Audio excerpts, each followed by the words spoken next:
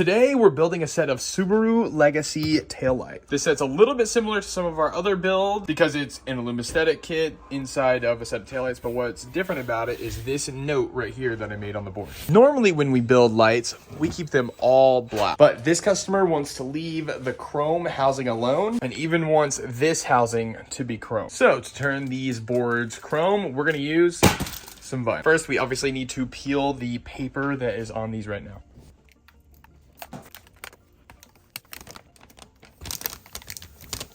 Since this is going to be an all chrome build, got some chrome vinyl here. So just gonna lay out a nice big piece, wipe this panel down.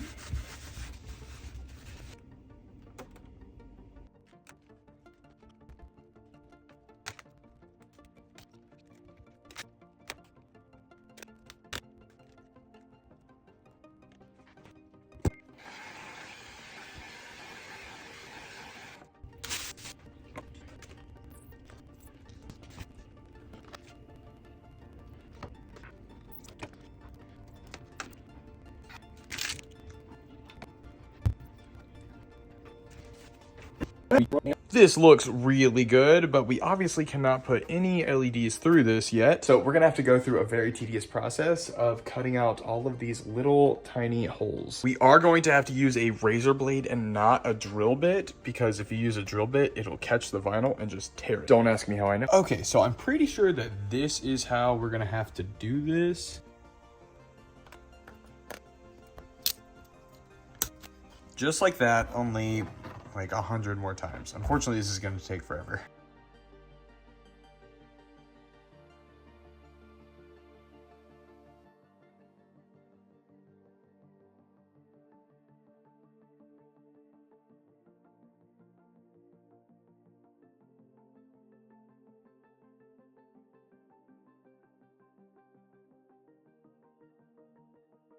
Okay, that was an extremely long process, but we got both of these boards done.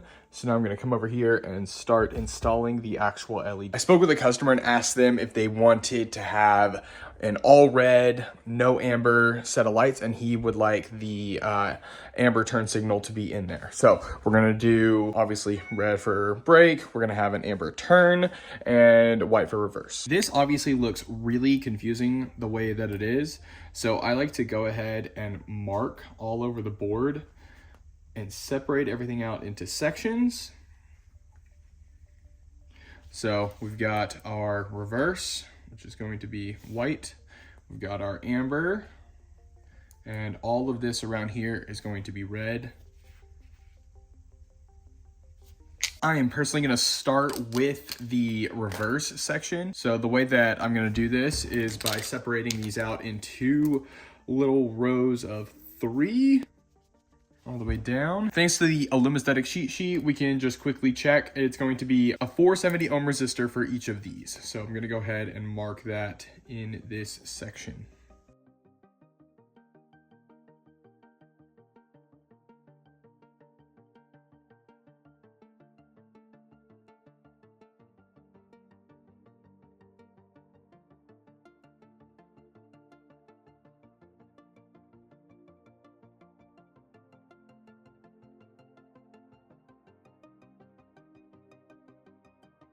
All of the reverse LEDs are working now. Time to move on to the amber turn signal. We can now do the turn signal, which is going to be this amber section right here. Personally, whenever I'm building for my customers, I include a sequential turn signal. We're going to get the sequential effect using this Corso motion module. So what we need to do is separate this section into a maximum of 14 different sections.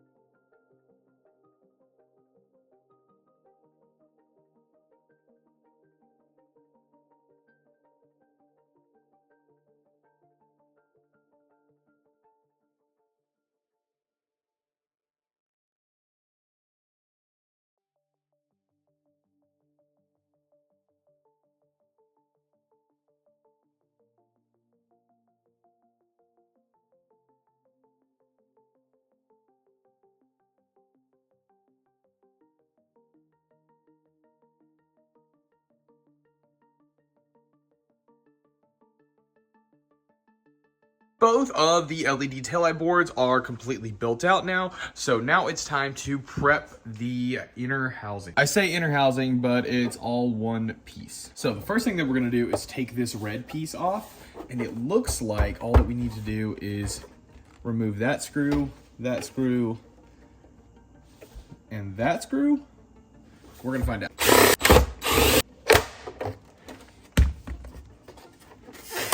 Now, the tough part is going to be getting everything to fit inside there with the lens on. As you can see, if I just set this on, there's going to be a massive gap. Most of that is coming from this middle section right here, but I think some of that is going to come from right over here. The interesting thing is this piece is removable, but these other two slots are not. So this right here is going to have to be trimmed quite a bit. So when we're trimming, we are going to focus on this piece right here. We want this whole thing to be down below this part of the housing.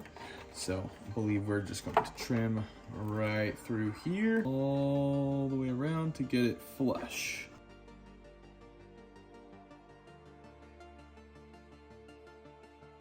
Now that we've got that center piece trimmed off, it is time to test fit again. That is so much better. One thing to remember about these boards is that they are shaped to the inside of the lens. So it's not perfectly shaped for the back housing itself, but whenever you do have it in there, it should fit really, really close. It should fit pretty good once the lens is on. Before we officially glue this thing back in place, we need to test it one more time. That's something I can't stress enough. Test, test, test. I will test these boards dozens of times before putting them in the housing, and occasionally you're still gonna have an LED or two just all of a sudden decide to not work after you install the board. But you can limit that by testing it as much as possible.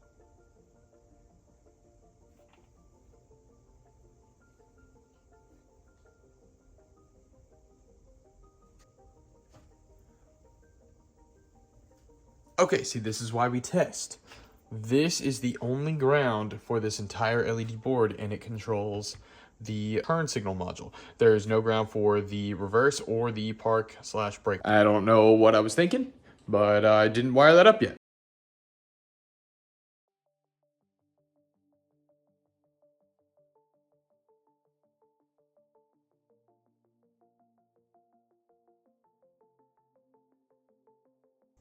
Do you see that?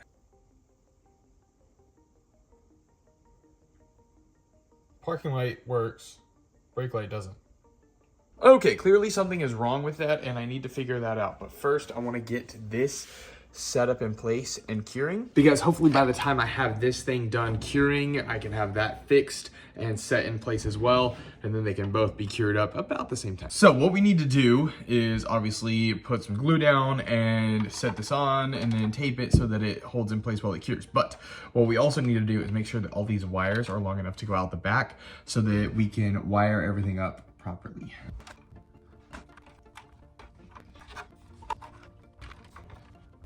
And there we go. We got 3 wires out the bottom, 2 wires out the top. Now this is where we're gonna use the goop or the shoe goo, depending on whichever one you're gonna use.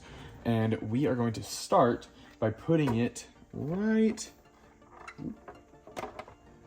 here where it's touching the most. It's touching right about here, all along this guy. Once you have it there, then we can add some tape to hold the housing, the LED board in place, kind of like right there.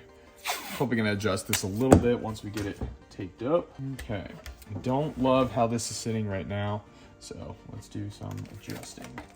There we go. There we go. Now the board is sitting in a pretty decent spot. Of course, now we have to let that glue cure. But remember, in the meantime, while this is curing, we need to come over and deal with this.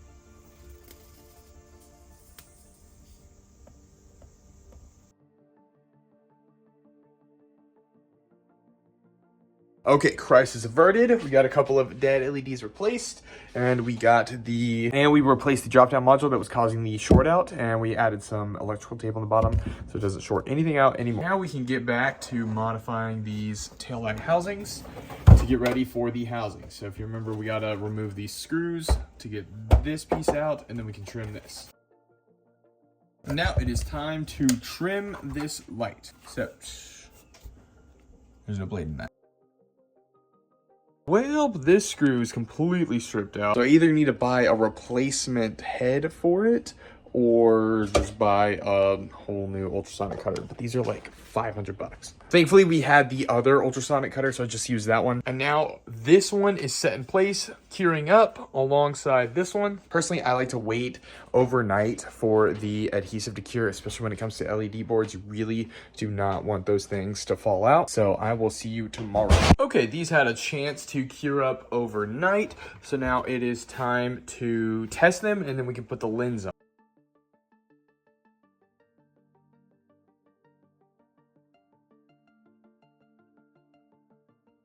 Everything is testing good on this, so now we can wipe this down and get the lens ready to set in place.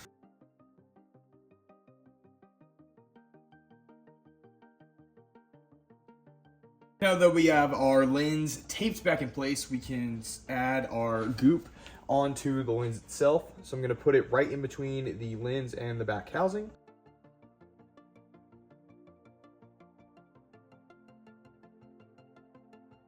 Okay, we got the lenses on, it's completely cured up. So now we are going to seal it up. I like to use this black silicone tube. The way we're gonna do this is just by filling this trough up right here as much as possible. But what you don't want is for it to come inside. So just right on the outside here where we cut through.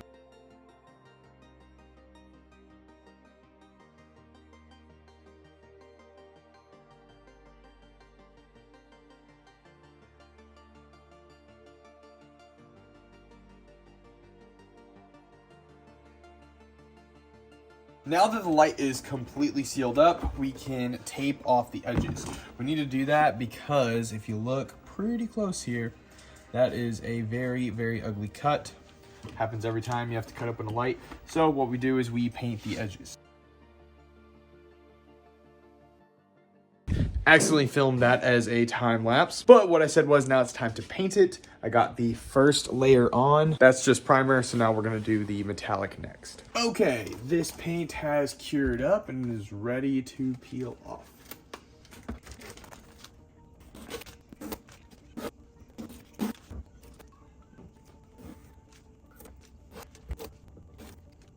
Okay, the paintwork is done. Now we can move on to getting this all wired up. So the way that I do this is by literally just wiring the wires that are coming out of the back into the OEM harness so that the customer just has to plug it in and they're good to go. The tough part is figuring out what each of the harnesses do, what each of the wires do. Ground is obviously going to be the most obvious. It's usually going to be black, but sometimes it can be a different color. But ground is always going to be the one that has the most because each of the bulbs is going to need a ground. But if we look at some pictures of this light, you can tell that there is one section without any red on it. That means that that section is going to be the reverse. So the bulb that fits into the smallest section is definitely going to be reverse. Next up, we've got two of the bigger size bulbs. This one has 2 wires and this one only has 1.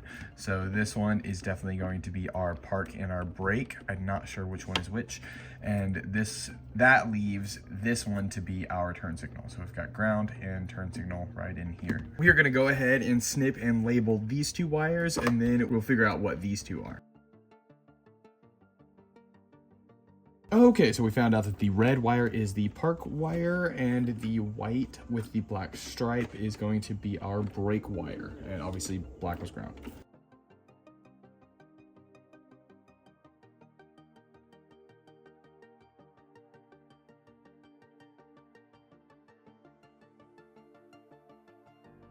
Well, it makes quite a mess, but we do have this wired up now. You can see how much cleaner it is compared to before. Probably also noticed that I do still use the actual bulb sockets. I just run the wires through there. It just makes it a lot cleaner. So one of the last few things that we need to do is make sure that there's going to be no water getting inside of the light. So we'll seal these screw holes up with some silicone. We don't put the screws back in because there's nothing for them to screw to. There's no housing in there. There's no red lens in there for those to screw onto. The next thing that we need to do is patch this hole right here. We had to trim that because the inner board didn't fit.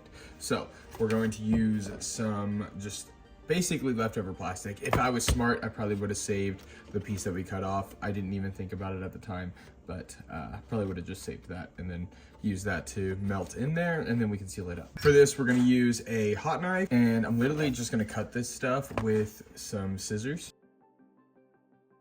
And that right there is a perfect fit. So now we are just going to plastic weld it in place and put some silicone all along the seal so that no water gets in.